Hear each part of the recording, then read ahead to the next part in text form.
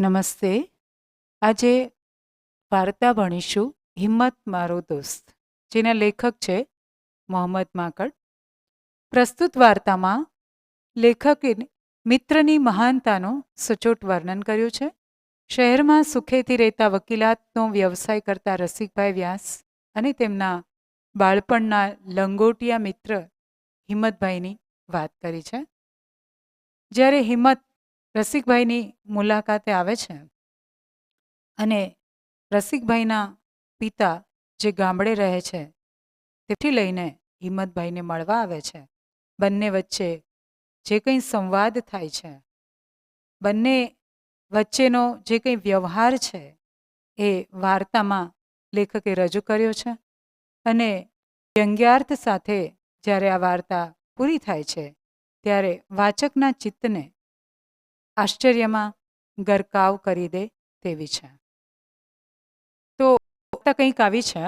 એકલો એકલો હોઉં વિચારું ત્યારે લાગે છે કે હું શક્તિશાળી હોઉં કે ન હોઉં, પણ ભાગ્યશાળી તો જરૂર છું. ઉંમર નાની હોવા છતાં માણસોને ઈર્ષા આવે એટલી કીર્તિ, જેનો લાગવગ તરીકે ઉપયોગ થઈ શકે એવી કીર્તિ મેં મેળવી છે. ને એટલે જ તો રોજ કેટલાય માણસો મારે ત્યાં ધક્કા ખાય છે. એટલે કે રસિકભાઈએ ખૂબ નાની ઉંમરે ઘણી મોટી પ્રસિદ્ધિ પ્રાપ્ત કરી છે અને એમની મદદ લેવા માટે કેટલાય માણસો એમને ત્યાં અવારનવાર આવતા હોય છે અને જેમને તે ધક્કા પણ ખવડાવતા હોય છે. લોકોને ધક્કા ખવડાવવામાં મને એક જાતનો આનંદ પણ મળે છે. એ વખતે મને ઘણીવાર બાળપણનો એક પ્રસંગ યાદ આવી જાય છે. મારી બા જમી રહ્યા પછી કૂતરાને રોટલી નાખવા મને મોકલતી. રોટલી ફેંકીને ચાલ્યા આવ્યું મને ગમતું નહીં. હું રોટલીના ઝીણા ઝીણા ટુકડા કરતો અને પછી મોં ઊંચું કરી દીન વદને મારી સામે તાકીને પૂંછડી પટપટાવતા કૂતરાને દૂર દૂર એક ટુકડો મારી એ રમતને સગર્વ નિરખી રહેતો. એટલા કે કૂતરાને રોટલીના નાના નાના ટુકડા નાખીને લલચાવતા અને તેને આ રીતે લલચાવવાનું, આ રીતે કાકલુદી ભરી નજરે જોવાનું એમને ગમતું હતું. નોકરી માટે, બદલી માટે, ભલામણ ચિઠ્ઠી લેવા માટે માણસો મારી પાસે આવે છે ત્યારે એમની આંખોમાં એવી જ યાચક વૃત્તિ જોઈને મારો ગર્વ ઘણીવાર ઉછળી આવે છે. આ જ રીતે રસિકભાઈને ત્યાં પણ આવી રીતે કંઈ ને કંઈ મદદ લેવા માટે, નોકરી માટે કે કોઈની ભલામણ માટે જે લોકો આવે છે એમની યાચક વૃત્તિ, કંઈક માંગવાની વૃત્તિ, કંઈ લાચારી, તો એ જોવાની પણ રસિકભાઈને મજા આવે છે. અને એટલા માટે એ કહે છે કે મારા પિતા શિક્ષક હતા, અત્યારે ગામડામાં નિવૃત્ત જીવન ગાળે છે, પણ એમના જેવા બનવાની એમની જરા પણ ઈચ્છા નથી. પણ એમના એક કાકા હતા જે હંમેશા એમને અનુકરણ કરવા જેવા લાગે છે. એમના ઘરે કોઈ આવે એટલે તરત તેઓ પૂછતા, કેમ ભાઈ, શું કામ છે? જો આવનાર એમ કહે કે ખાસ કંઈ કામ નથી, એમ જ અમસ્તો, તો તરત જ તેઓ બોલી ઉઠતા, મારે ત્યાં અમસ્તો કોઈ આવતું જ નથી ને અમસ્તા આવવુંય નહીં. આજે હું પણ સગર્વ કહી શકું એવી સ્થિતિમાં છું કે મારે ત્યાં કામ વગર કોઈ આવતું નથી. કદાચ કોઈ કામ છુપાવવાનો ઢોંગ કરે તો હું એની પાસેથી વાત કઢાવી શકું એટલી બુદ્ધિ ને ચાલાકી પણ મારામાં છે. એટલે રસિકભાઈ અહીંયા એ વ્યક્ત કરે છે કે કોઈ પણ લોકો મારા ઘરે આવે તો એમને કામ વગર હું પણ બેસવા દેતો નથી, અને જો એ કંઈ છુપાવવાનો પ્રયાસ કરે તો એ એમની વાતને હું કઢાવી શકું એટલો હું બુદ્ધિશાળી અને ચાલાક છું. હું પણ વકીલ છું, જો કે વકીલાત પર હું જીવતો નથી. પ્રજાની સેવા બીજી રીતે કરવાનો મને લાવો મળ્યો છે. વકીલાતની સાથે સાથે તેઓ બીજા પણ સેવાકીય કરી રહ્યા છે. પ્રજા જેને નેતા કહે એવો નાનકડો પણ હું નેતા છું. લોકોના ટોળાઓ વચ્ચે હું જીવું છું. એમ જીવવું મને ફાવે છે, ગમે છે. માણસો મારી પાસે મદદ માંગવા આવે, હું કંટાળાજનક ચહેરે એમને મદદ કરું, બદલામાં ભાવભરી આંખે મારી સામે જોઈને તેઓ હાથ જોડે, એ બધું મને ગમે છે. પણ આપણા લોકોમાં એક કુટેવ છે. કુટેવ એટલે ખરાબ આદત. એની પાછળ પડ્યા, જેની પાછળ પડ્યા એની પડ્યા, એવા આપણા લોકોનો એક સ્વભાવ હોય છે. એને કારણે રસિકભાઈ કહે છે કે ક્યારેક મને બહુ કંટાળો આવે છે. કેટલાક માણસો તો અવનવા સગપણ કાઢીને, કોઈની ઓળખાણ કાઢીને એમને ત્યાં જાય છે અને પછી ધામા નાખે છે, એટલે કે રોકાય છે. અને આવા લપિયા લોકોથી તેઓ બહુ ત્રાસી જાય છે. એમાં કોઈ તો વળી જે કામે આવ્યા હોય એ કામ એમનાથી છુપાવ્યા કરે છે. એવા લોકો આવેલી વાતને ચાલાકીપૂર્વક પકડી પાડીને ખુલ્લી પાડી દેવામાં મને ખૂબ આનંદ મળે છે. એક દિવસની વાત છે, રવિવારનો દિવસ હતો. રવિવારે હું ખાસ આનંદમાં હોઉં છું. કેમ? કારણ કે એકાદ પ્રોગ્રામમાં તો એમને રસિકભાઈને જવાનું જ હોય. તે દિવસે પણ નાનુભાઈ કોન્ટ્રાક્ટર તરફથી યોજાયેલી પાર્ટીમાં એમને જવાનું હતું. ગામની 15-20 માઇલ દૂર બંધાતો હતો. ત્યાં વગડામાં જ બપોરનું જમણ ગોઠવ્યું હતું અને 11 વાગે મોટર એમને તેડવા આવવાની હતી. એ સમય દરમિયાન ભાગે રસિકભાઈ કહે છે કે મારા બારણામાં પરિચિત ચહેરો દેખાયો. આવીને માણસ હસ્યો. હાસ્ય ઉપરથી હું ગયો. એ હિંમત હતો. શરીરમાં ઘણો ફેરફાર થઈ ગયો. કંઈક લોહી ભર્યો બન્યો હતો, એટલે તંદુરસ્ત દેખાતો હતો. પણ હજી એ એવું જ બેવકૂફી ભર્યું હસતો હતો, એટલે કે બહુ નિખાલસ હાસ્ય હતું. જે રસિકભાઈ એણે પગરખા કાઢતા કહ્યું, હું તો ઘર ગોતીને થાકી ગયો ભાઈ સાહેબ. એના એ શબ્દો નિર્દંશ હોવા છતાં, એટલે કે જરાય ડંખેવા કે જરાય ખોટા ન હતા, પણ છતાંય એ કહે છે કે મને એના પર પારાવાર ગુસ્સો આવ્યો, ખૂબ ગુસ્સો આવ્યો. શબ્દોના એક જ ઝાટકે એણે મારી આબરૂની કતલ કરી નાખી. પોતે નેતા હતા, ઘણા માણસોના ટોળામાં માણસોની સાથે વચ્ચે રહેતા હતા, કેટલાય લોકોને મદદ કરતા હતા. અને આજે જો કોઈ એનું નામથી એનું ઘર શોધવામાં કોઈને મુશ્કેલી પડતી હોય તો એમને બહુ જ ખરાબ લાગે છે કે એને તો એમની આબરૂ ઉતારી નાખી એવો એ અનુભવે છે. શું એટલો બધો અપરિચિત હતો કે આ વિસ્તારમાં મારું ઘર શોધતા એને મુશ્કેલી પડી? એને કઈ રીતે જાવો? અરે કોઈ નાના છોકરાને પૂછવું તો પણ રસિકભાઈનું ઘર બતાવી દે. જૂની ઓળખાણ હતી અને ઘણી વખતે માણસ મળવા આવ્યો હતો, એથી હું કંઈ બોલ્યો નહીં. પણ હજી એ એવો જ મૂરખ હતો, એટલું તો મને લાગ્યું જ. મારી ને એને જૂની ઓળખાણ. એ ખરું, પણ કામે આવનાર માણસે કેમ વર્તવું જોઈએ, કેમ બોલવું જોઈએ, એને આવડતું નહોતું. એ મારે ઘેર આવ્યો હતો. મેં એના દીદાર સામે જોયું, દેખાવ. જાડું ધોતિયું અને પીળા રંગનું પહેરણ ઉપવસ્ત્ર શર્ટ પહેર્યા હતા. કાંડે ઘડિયાળ બાંધી હતી. ચહેરા પર નજર કરી. પેલું હાસ્ય હજી એ ત્યાં હતું. શું કામ હશે? નોકરી માટે આવ્યો હશે. મારા ગામડેથી મોટે ભાગે લોકો નોકરી માટે જ મારી પાસે આવતા હોય છે. એક યા બીજી નોકરી મેળવી પણ આપતો હોય છું. નામજી કોંઠ, ભીખાગોરનો ધનકો, ઈસબ માસ્તર, જગા શેઠનો નાથિયો, વિસુભા દરબાર, ગગનની બહેન સવિતા, આ બધા જ લોકોને રસિકભાઈએ ક્યાંક ને મદદ કરેલી.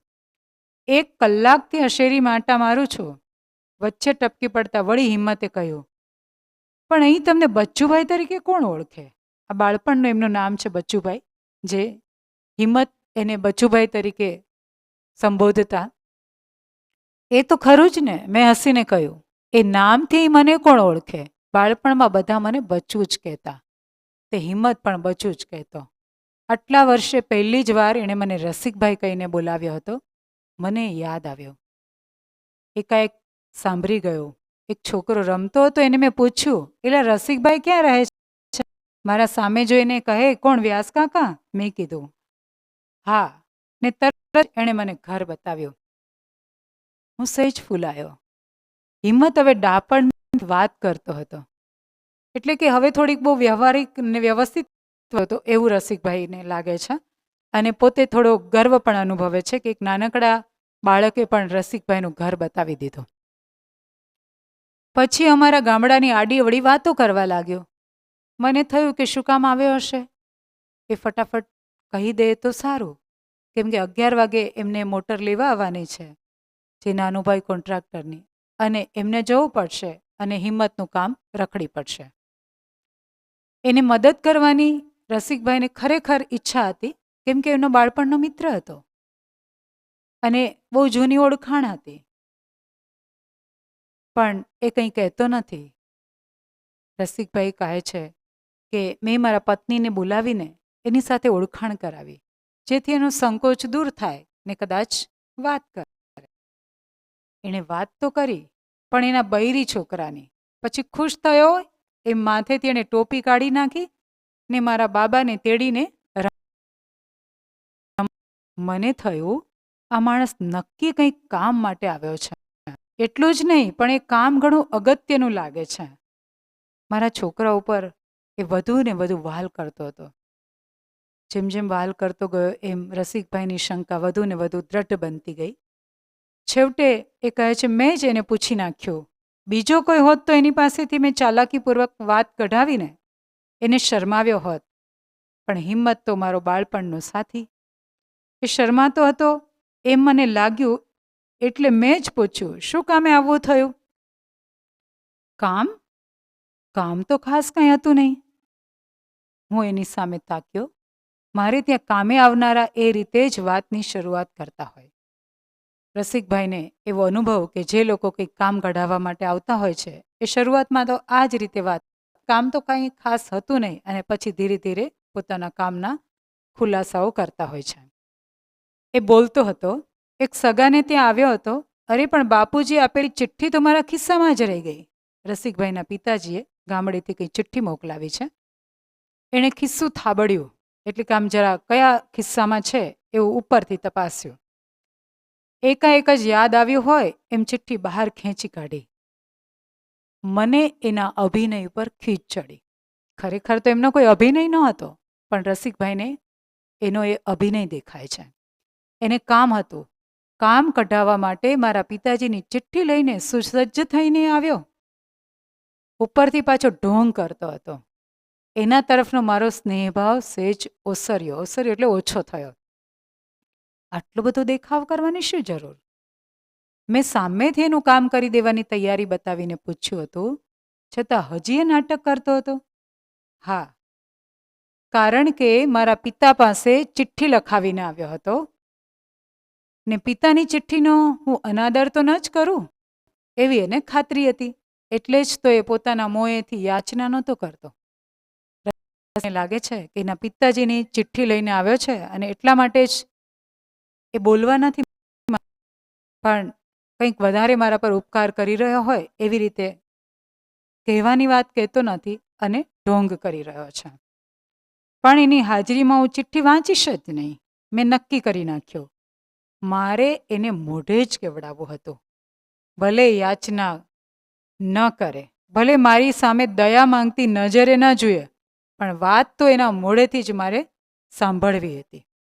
એટલે કે બીજા લોકોની જેમ રસિકભાઈ આને યાચના વૃત્તિથી મદદ કરવાની કે દેવાની ભાવના નથી રાખતા. એ ઈચ્છે છે કે ભલે મારી સામે યાચના માંગે, પણ મારે એની મોઢેથી જ વાત સાંભળવી.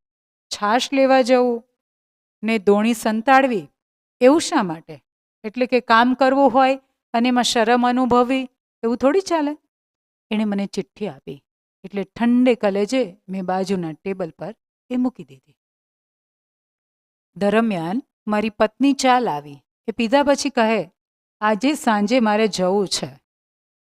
મને થયું હું આને કહી દઉં કે હમણાં જ મને મોટર તેડવા આવશે ને પછી રાત સુધી હું તને નહીં મળી શકું, માટે કામ હોય એ કહી જ દે. પણ ત્યાં જ મોટર આવી પહોંચી. મેં કોલર કર્યો ને હિંમત સામે જોયું. એ મોટર સામે તાકી રહ્યો હતો. એ મોટર મને લેવા માટે આવી હતી. હિંમત તે બહુ મૂર્ખાઈ કરી. નાનપણમાં હતો એવો જ ભોળિયો અને બેવકૂફ હજી રહ્યો.